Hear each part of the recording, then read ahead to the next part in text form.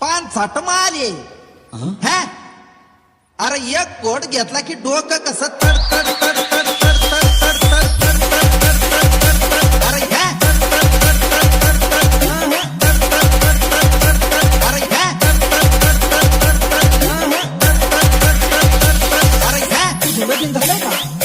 नाही, आमच्याकडे लग्न करतच नाही. अरे या छोकरो काय आजार आहे हो? तो बुवा तसलाच.